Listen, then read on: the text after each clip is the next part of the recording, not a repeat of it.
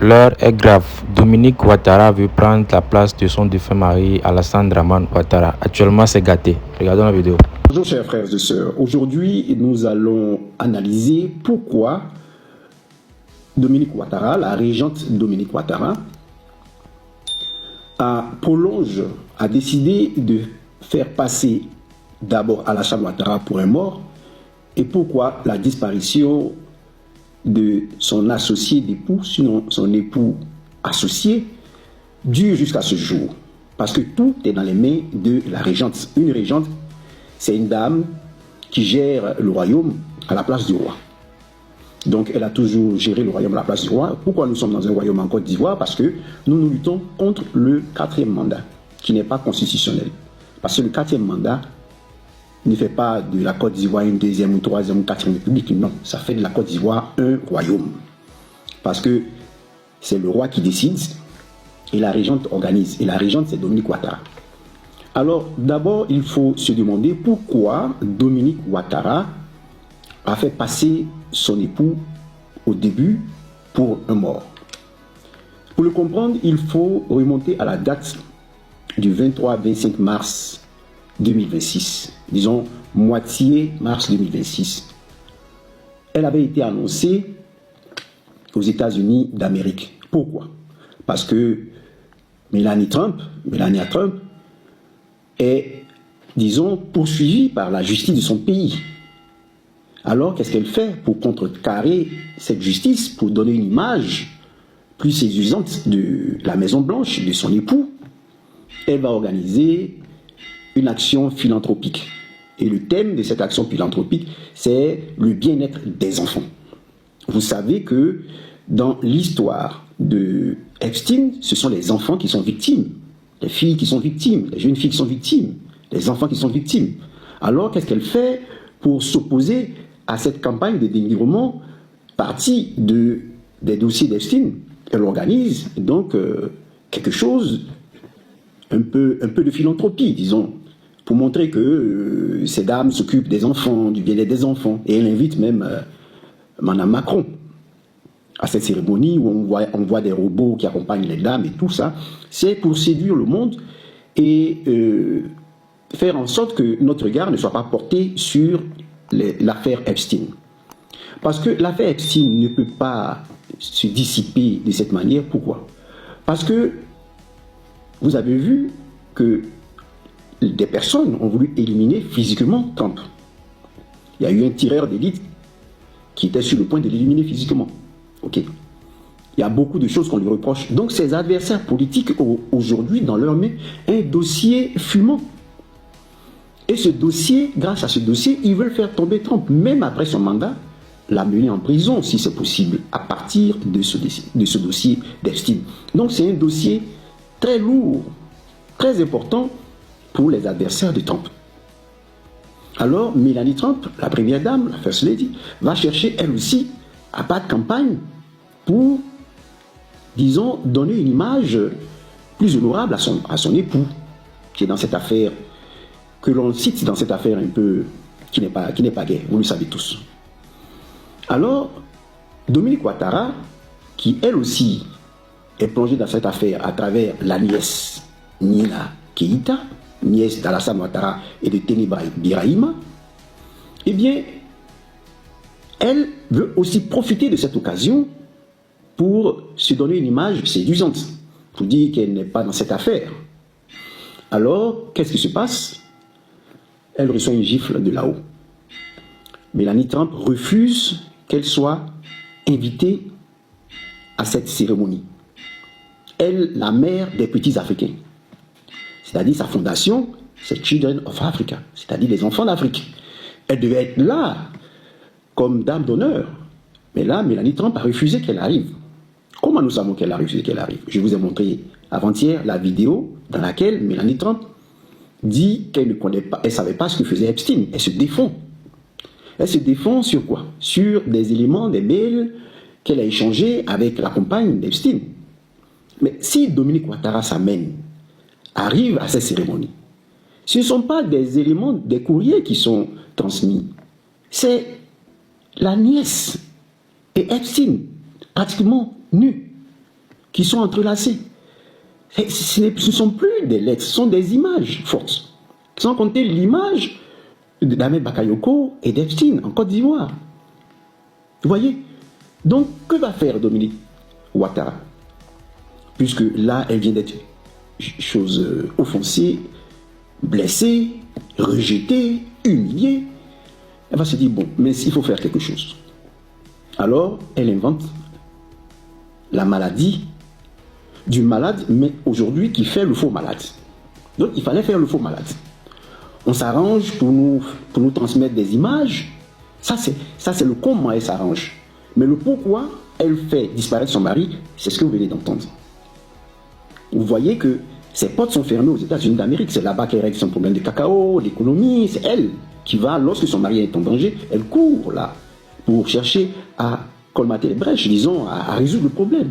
Vous savez que le président Laurent Gbagbo a dit que Sarkozy s'est tourné vers le monde américain, que les gaullistes n'ont jamais voulu, disons, comme maître, comme dominateur. Les gaullistes se sont toujours opposés à l'hégémonie des États-Unis d'Amérique sur la France. Mais Sarkozy a dit, ok, nous nous mettons sous Ross et toutes ces personnes. Donc, quand Alassane Ouattara a un problème, elle court tout de suite rencontrer les lobbies juifs et autres pour chercher à résoudre son problème. Mais cette fois-ci, les portes lui sont fermées parce que personne ne veut avoir un contact avec les amis d'Epstein. Parce que le dossier conduit en prison. Epstein lui-même a fait la prison. Donc ce dossier, quand il va salir quelqu'un, eh bien c'est la prison. Parce qu'il y a eu trop de crimes qui ont été commis. Alors, Dominique Ouattara va se dire, eh bien je n'ai qu'une excuse pour ne pas que les gens sachent pourquoi on m'a refusé à cette cérémonie. Donc elle va inventer la mort d'Alassane Ouattara. Et maintenant vous allez voir comment elle s'arrange. Premièrement, vous allez entendre des nouvelles selon lesquelles Nina Keïta n'est pas la vraie nièce de Ouattara. Nina, bon, va trouver des liens de parenté un peu bizarres.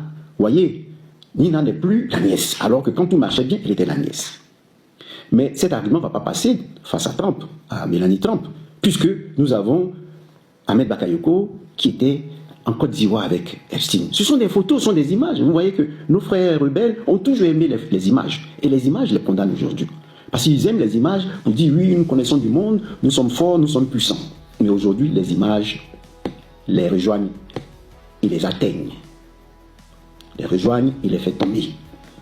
Donc, elle va organiser la mort, la maladie d'abord, puis la mort de son époux, de son associé d'époux. Son époux associé. Et on va voir fuiter des images. Mais tout ça, c'est organisé par elle. C'est organisé par elle. Donc, on maintient jusqu'à présent Ouattara dans une cachette. Est-ce qu'il est mort? Est-ce qu'il n'est pas mort? Ce qui est certain, elle profite de ce temps pour chercher à voir si le problème sera résolu. Et qu'est-ce qu'elle attend d'abord?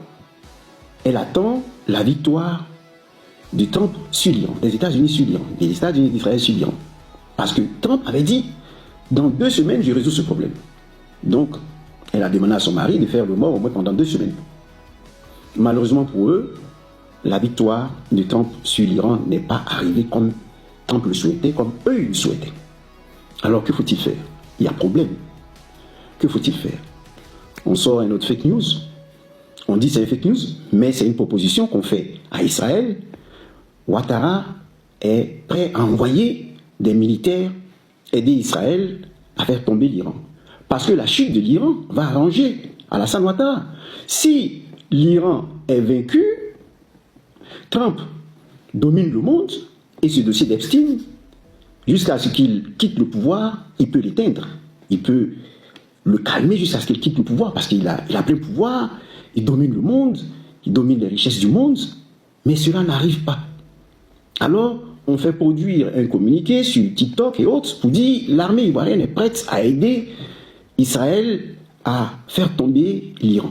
Parce que la mort, la survie d'Alassane Ouattara en dépend. Parce que la régente, c'est elle qui gouverne, il faut le savoir.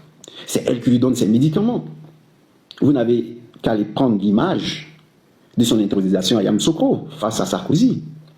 Qu'est-ce qu'elle a fait? Elle a pris un comprimé dans sa bouche, elle a mis dans la bouche d'Alassane Ouattara. Mais cette image aujourd'hui nous fait dire qu'elle tient la vie de Ouattara en main. Vous voyez? Donc aujourd'hui, qu'est-ce qui se passe? Puisque le président Laurent Gbagbo a dit, ce n'est pas un couple, c'est une entreprise. Si Ouattara est vivant, ils n'auront plus accès à certaines portes. Et il va aller répondre de ses crimes à la Cour pénale internationale. Que faut-il faire? Le laisser en vie ou le faire partir de l'autre côté? Voilà toute la question qui est posée. Comment elle le fait disparaître? Pourquoi elle le fait disparaître? Eh bien, vous avez les réponses. Donc, au lieu de spéculer sur la mort ou la vie de Ouattara, demandez à Dominique Ouattara où elle a mis son associé de mari. Puisque les deux forment une entreprise, ils ne forment pas un couple. Et quand le président Laurent Gbagbo dit qu'il forme une entreprise, ce n'est pas l'amour qui guide les actes de Dominique Ouattara, mais ce sont les intérêts, c'est le fric. Le fric qui guide. Parce que, qui guide, c'est pas. Parce qu'actuellement, Trump ne peut pas avec l'Iran. La famille, Alassane Ouattara est sorti dans dos, hein. Il est sorti dans dos.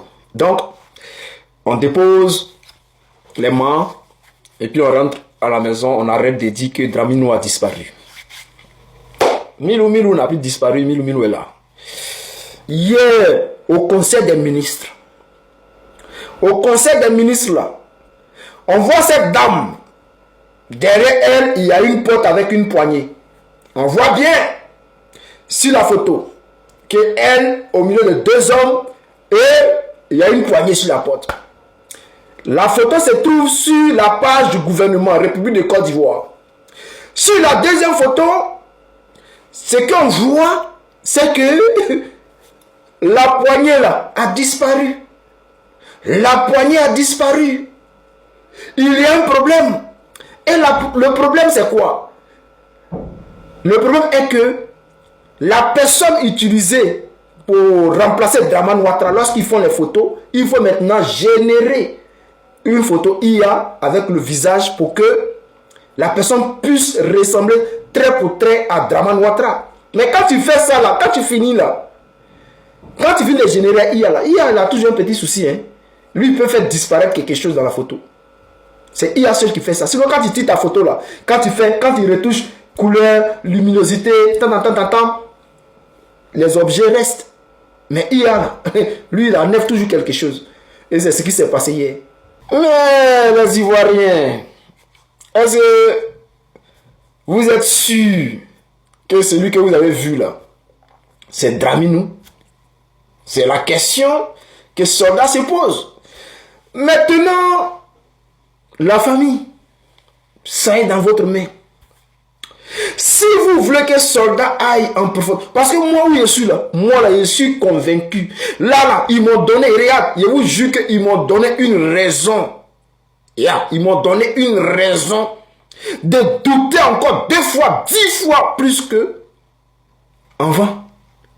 Parce que moi j'ai toujours douté. J'ai dit que Dramini n'est pas là. Depuis le début. Maintenant, on vient de me donner une possibilité. C'est-à-dire, on dit quand la balle vient de l'adversaire, tu as amorti, non? Contrôle, bagarre, poteau, but. Donc, ça dépend de vous, les Ivoiriens. Si vous voulez que j'aille en profondeur, écrivez Soldat va en profondeur. Soldat va en profondeur. Mettez beaucoup de cœur. Partagez la vidéo. Soldat va aller en profondeur. Alors, chers frères, chers camarades, qu'est-ce qui se passe? Qu'est-ce qui se passe réellement? On a vu hier tout un gouvernement avec un État aussi puissant que la France. Hier, dans une mise en scène internationale, comédicale, venu démontrer aux Ivoiriens que oui, Dramane est encore là, qu'il n'a pas disparu. Je n'arrive pas à comprendre. Mais, on pourrait dire, soldats, Oxymore, Raoul Jouan, c'est-à-dire les jeunes là, on pourrait dire les jeunes là, ils s'amusent. Et on pourrait les ignorer. Mais non. Depuis qu'on a commencé à dire que Dramini n'est pas là, les gens là n'arrêtent pas de se mobiliser. Ils n'arrêtent pas de se mobiliser. Et cette fois-ci, ils ont touché le fond. Ils veulent démontrer que le soldat ne dit pas la vérité. Que ce que le soldat dit là, c'est Doi, que Dramini est là. Bon, on va vérifier ensemble si Dramini est vraiment là. Alors, chers frères, chers camarades, pour ceux qui pensent qu'ils ont vu Dramani là, moi, je vous dis que, les gars, celui que vous avez vu là, ce n'est jamais Dramani. On va faire un petit truc ensemble. Hier, dans le conseil des ministres là, ils ont pris photo avec un gars. Ils ont tiré photo un gars. Ce qui a attiré mon attention, c'est cette photo-là.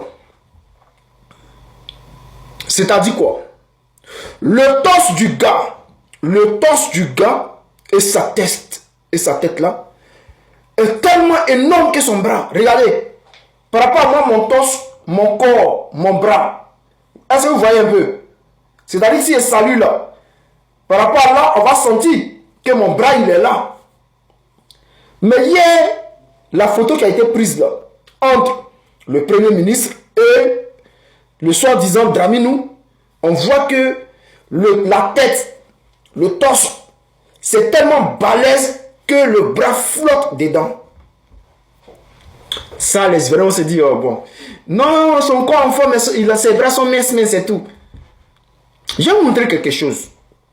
Regardez cette vidéo-là. Celui que vous voyez là, est-ce que vous le connaissez? Non?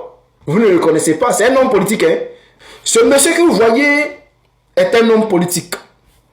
Il rentre dans un café, il s'assoit, il déguste son café chaque matin. Et il fait ça chaque jour dans ce même café. Mais est-ce que vous connaissez ce monsieur? Celui qui connaît ce monsieur n'a pas écrit son nom.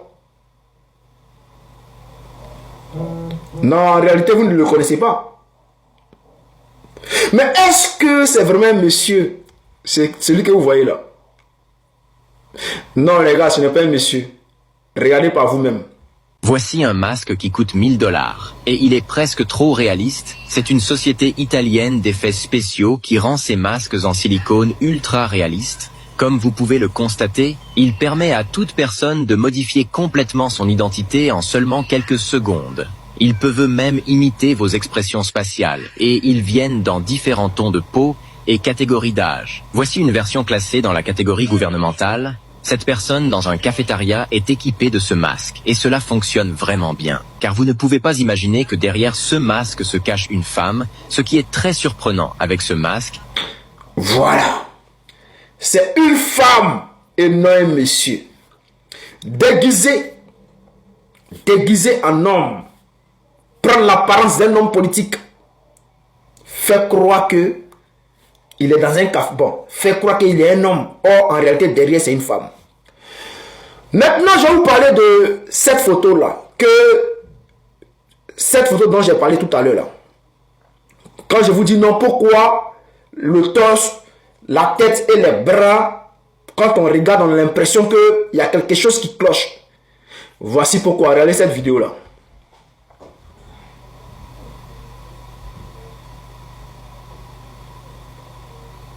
Ça, c'est un homme qui est déguisé. C'est-à-dire, c'est ce qu'on appelle les masques de silicone. Il peut se transformer en n'importe qui. Mais il y a un petit défaut. Regardez les bras de petit, le gars même lui-même. Ça veut dire quoi? Que quand ils font les fabrications pour que le truc tienne, c'est-à-dire si il y a plusieurs sortes de masques de silicone, hein, et ce que le gars est en train de montrer là, ça c'est pas professionnel. Ça là, toi-même tu peux acheter ça, c'est pas professionnel. Ils font ça parce que, voilà, pour que ça tienne bien, il faut mettre tout le corps. Pour que ça puisse bien tenir. Et quand c'est comme ça, si le gars, il met le masque, forcément, il s'habille complètement en masque, forcément les bras là, au bout là, va être, c'est-à-dire les bras vont devenir minces que le corps. Et là, tu vas sentir le défaut. Et il y a plusieurs masques comme ça. Je peux vous montrer plusieurs. Vous pouvez regarder cette vidéo-là. C'est-à-dire que ce sont des personnes qui peuvent se déguiser en n'importe qui. Peuvent se déguiser en n'importe qui. Et ces masques-là ne coûtent pas cher. Ces masques ne coûtent pas cher. Ces masques de silicone. Ça coûte seulement que 600 000 francs. C'est-à-dire 1000 $. Pardon, 1000 €, je crois bien. 1000 €, 1000 $. Entre 600 et 580 000. Donc, imaginez maintenant un masque qui peut coûter 100 000 $. Ou bien 50 000. Ou peut-être même 100 000, 200 000, 300 000. On va aller maintenant en profondeur. Voici le président Joe Biden. On dit que le président Joe Biden portait des masques de silicone. C'est-à-dire, on dit, arrivé un moment, le président Joe Biden, là, il avait des pertes de mémoire.